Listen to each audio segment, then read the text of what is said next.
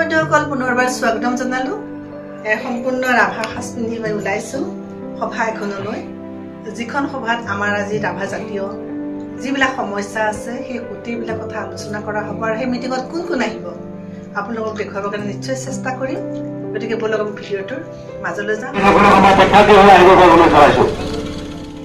সভাস্থলী আহি পালো আৰু আহিয়ে পোনে পোনে সভা কক্ষলৈ গলো ইমানেই ভাল লগা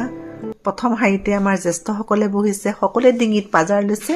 আৰু মহিলাসকলে সকলো জাতীয় সাজ পোছাক পিন্ধি আহিছে সভাস্থলীখন ইমানেই শোভাবৰ্ধন কৰিছে সঁচাকৈ চালে চকু দ্ৰোৱা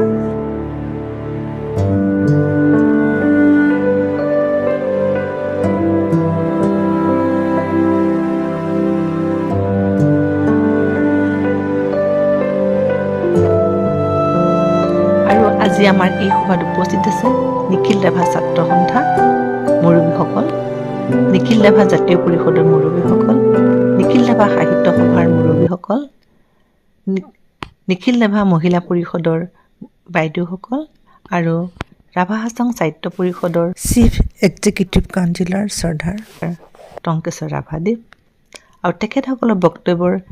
ভাল লগা কিছু অংশ আপোনালোকক শুনাবৰ কাৰণে চেষ্টা কৰিলোঁ মোৰ ভাল লাগিল সেইকাৰণে আপোনালোককো শুনাইছো আমাৰ সামগ্ৰীত বৈঠকখন পাতিছো আপোনালোকৰ লগত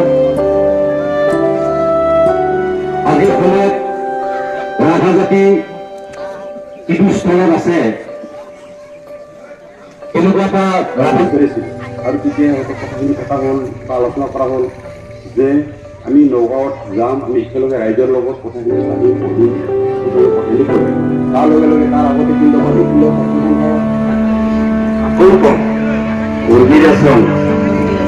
নমস্কাৰ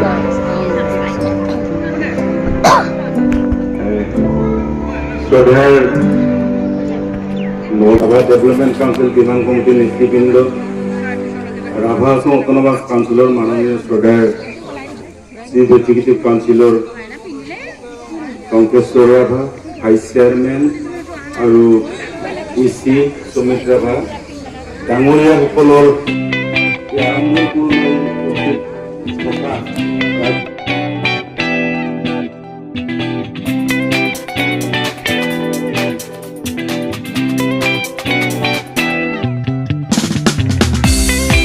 আমি ৰাভা সাহিত্য সভাৰ এটা জিলা সমিতি গঠন কৰিব পৰা নাই এইটো এটা সমস্যা নহয় আমাৰ য'ত জিলা সমিতি নাথাকিব ৰাভা সাহিত্য সভা য'ত নাথাকিব মহিলা মিলন য'ত নাথাকিব নিখিল ৰাভা জাতীয় পৰিষদ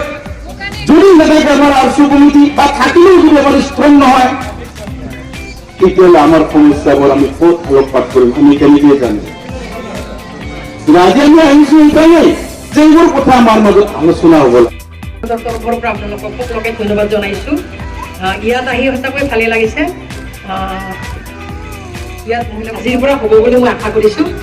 নিখিল ৰাভা ছাত্ৰ সন্থা যেতিয়াৰ পৰা জন্ম লগ নিখিল ৰাভা মহিলাবোৰেও ভাৱে প্ৰত্যেকটো অনুষ্ঠান প্ৰতিষ্ঠানত সহযোগ কৰি আহিছোঁ তেওঁলোকৰ উত্তৰণত যিবিলাক ৰাভা সমস্যা গতিকে আমি নিখিল ৰাভা মহিলাবোৰেও সদায় আগবাঢ়ি আহিছোঁ আৰু তেওঁলোকক আমি কাৰ্য মানে যিমান পাৰোঁ সহায় কৰি আহিছোঁ আৰু মাতিছিলোঁ যদি সেইকাৰণে মোৰ অকণমান দেৰি হ'ল যা নহওক তাৰ কাৰণে মই দুখিত এতিয়া নগাঁও জিলা নতুন বুলি নহয় নগাঁও জিলা আগতেও আছিল বিশেষকৈ নগাঁও জিলা যেতিয়া নিখিল ৰাভা জাতীয় পৰিষদ জ্যেষ্ঠ মানুহসকলে ভালকৈ গম পাব যে নগাঁও জিলা বুলি কোৱাৰ লগে লগে আগতে নিখিল ৰাভা জাতীয় পৰিষদৰ লগত খুব ভাল কথা তাৰ কাৰণে মই ৰাভা হাছং অট'নমাছ কাউন্সিল তৰফৰ পৰা বহুত শুভেচ্ছা আৰু কৃতজ্ঞতা আৰু অভিনন্দন মই জ্ঞাপন কৰিছোঁ আৰু মই আজি প্ৰথমে শুনি আহি আচৰিত পালো মই বেছি দীঘলীয়া নকৰোঁ দেৰি হৈছে শুনি আচৰিত পালো যে মানুহ কিমান হাজাৰ আছে এইটো ডাঙৰ কথা নহয়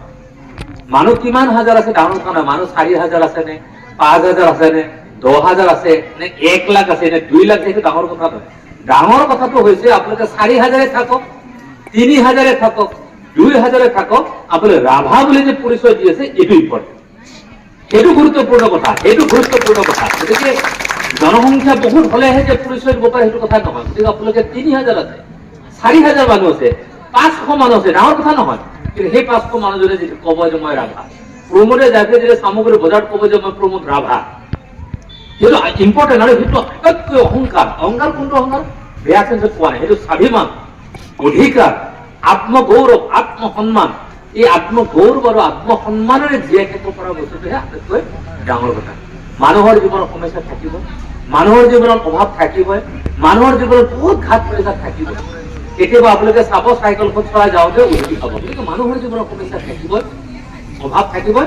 বিভিন্ন ধৰণৰ প্ৰক্ৰিয়া থাকিব। তাৰ মাজতো আমি জাতি হিচাপে চিনাকি, জাতি হিচাপে আত্মগৌৰৱ, জাতি হিচাপে আত্মপৰিচয় দি পেলাই আমি জীয়াই থকাটো আমাৰ কাৰণে আত্মসন্মানৰ কথা। আৰু সেই প্ৰক্ৰিয়াখিনি আপোনালোকে কৰি আছে। তাৰ কাৰণে নগাঁওবাসী ৰাইজক মই ৰাভা হাছং অট'নমাছ কাউন্সিলৰ তৰফৰ পৰা দীৰ্ঘদিন মই ৰাভা ছাত্ৰ সন্থাৰ এজন কৰ্মকৰ্তা হিচাপে, থকা হিচাপে, প্ৰাক্তন কৰ্মী হিচাপে সকলোকে মই পুনৰবাৰ এবাৰ অভিনন্দন মই জ্ঞাপন কৰিছো। সংগঠনৰ নেতৃবৃন্দই বহুবোৰ কথাখিনি কৈছে, মই বেছি কথা মই নকওঁ,